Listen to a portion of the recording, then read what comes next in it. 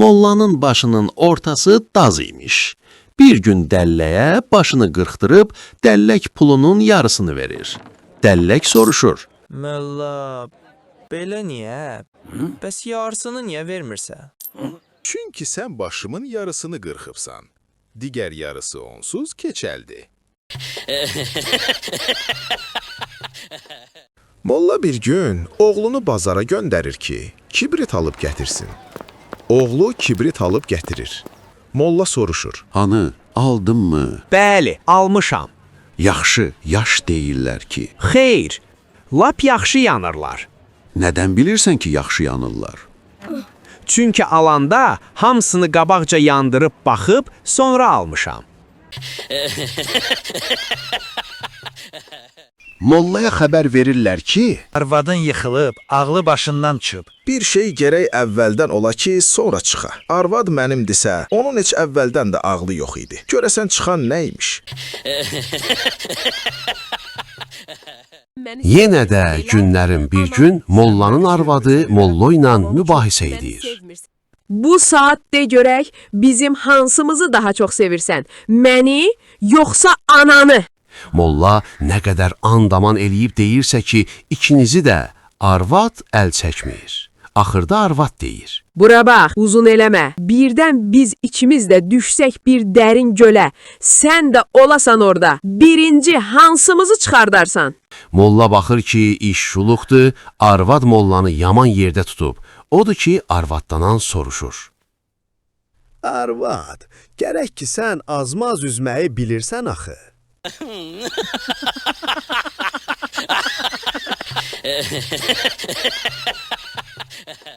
Günlərin birində Molla Nəsrəddin yelkənli gəmiyə minib səyahətə çıxır. Yolda şiddətli bir külə əsib gəmini oynatmağa başlayır. Gəmidəkilər yelkəni bağlamaq üçün dirəyə dırmaşırlar. Molla bunu görüb deyir. Kişilər, bu gəmi dibindən oynayır. Əgər oynamamağını istəyirsinizsə, dibindən bağlayın. Daha təpəsinə niyə dırmaşırsınız? Gecə mollanın uşağı ağlayır. Arvad mollanı yuxudan oyadır ki...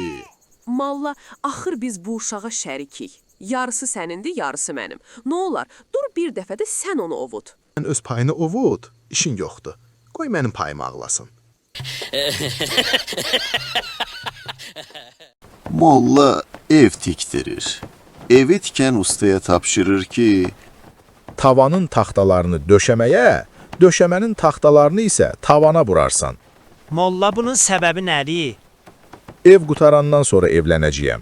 Arvad da ki girdi evə, sabahsı ev alt-üst olacaq. Ona görə də indi baş ayaq vur ki, onda düzəlsin. isti yay gecələrinin birində molla arvadı ilə damda yatmış imiş. Gecənin bir yarısı arvad mollaya deyir. Ay kişi, sən Allah biraz oyana çəkil, yaman istidir, laf bişdim. Molla bir söz deməyib çəkilir. Səhər molla yox olur. Arvad bir gün gözləyir, 2 gün gözləyir, 1 ay gözləyir, 3 ay gözləyir, molla gəlmir ki, gəlmir. 3-4 aydan sonra uzaq kəndlərin birindən gələn bir nəfər molladan belə bir sifariş gətirir. Bacı, molla soruşur ki, arvad hələ sərinləməyibsə, biraz da o yana çəkilim.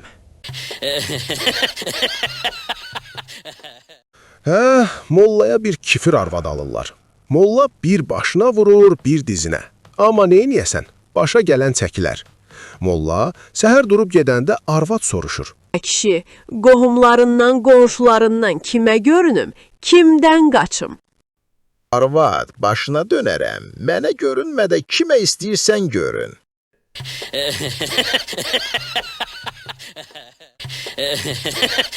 Bir gün yenə də mollanın arvadı ağrı çəkir. Molla tez qaçıb mamaça gətirir, özü də çıxıb həyətdə, qaranlıqda gözləməyə başlayır. Yarım saat, 1 saat, bir də mamaça qışqıra-qışqıra gəlir ki... Molla, muştulumu ver, ata oldun. Molla sevinir. Mamaça içəriyə girən kimi yenə də qayıdır ki... Molla, gözün aydın olsun, biri də oldu.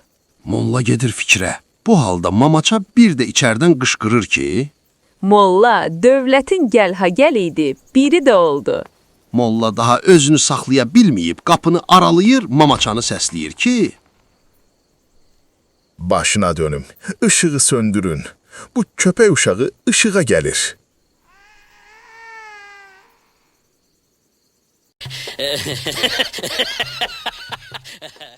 Molla Nəsrəddinin bir çirkin qızı varmış. Bir gün toy eləyib qızını öz düşmənlərindən birinə ərə verir. O bu yığılıb mollanı danlayırlar ki, Molla, niyə qızını ona verdin? O ki sənin düşmənin idi. Adam da düşməninə qız verərmi? Kızımın üzünü görmüş olsaydınız bu sözü deməzdiniz. Mən ona yaxşılıq eləməmişəm. Ondan intiqam almışam.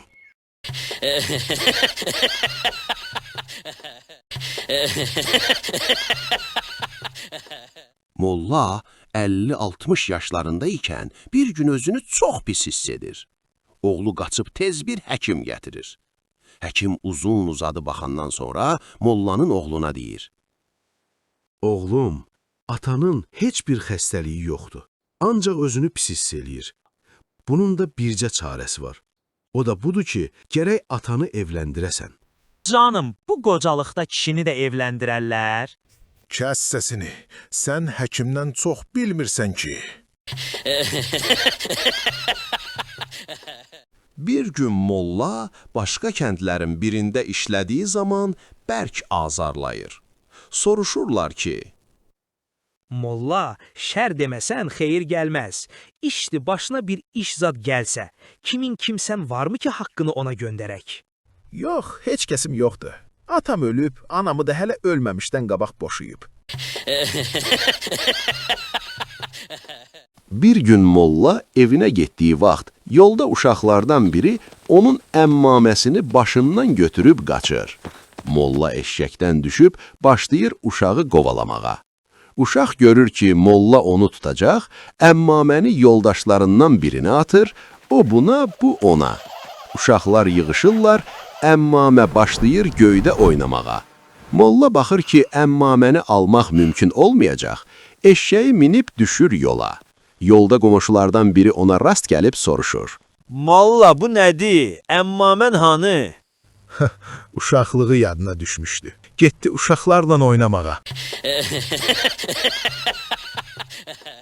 Bir gün bir məclisdə molladan soruşurlar ki, Molla, adamlığın nişanəsi nədir? Adamlığın əsas iki nişanəsi var.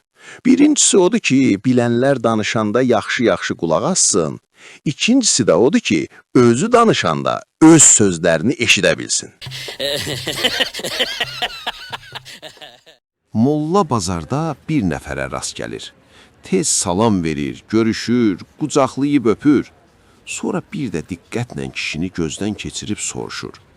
Qardaş, sən kimsən? İndi ki mənim kim olduğumu bilmirsən. Bəs niyə belə cani dildən qucaqlayıb öpürdün? Valla, baxdım ki paltarım oxşuyur, saqqalın saqqalıma, dedim ki bəs sən mənsən. Bir gün Molla Nəsrəddin oğlu ilə bərabər üyütmək üçün dəyirmana buğda aparır. Buğdanı oğlunun dalına yükləyir, özü də onun dalınca yavaş-yavaş gedirlər. Yolları bir çala-çuxur yerdən düşür. Molla oğlunun nə dərəcədə hazır cavab olub-olmadığını yoxlamaq üçün deyir. Bala, gözlə, yükü aşırarsan. Bir dəfə bizim çərdəymiş eşşək burada yükünü aşırdı. Oğlan heç bir söz demir. Taxılı üyüdürlər, qaydanbaş molla nə qədər eləyirsə, oğlu onu dalına götürmür ki, mən yorulmuşam, həm də qaranlıqdır. Molla əlacsız qalıb onu öz dalına götürüb düşür yola. Elə haman çala-çuxur yerə çatanda oğlu daldan qışqırır ki, Ata, gözdə yıxılarsan ha. Dəyirmançı da deyirdi ki, burada çox at eşşək yıxılıb.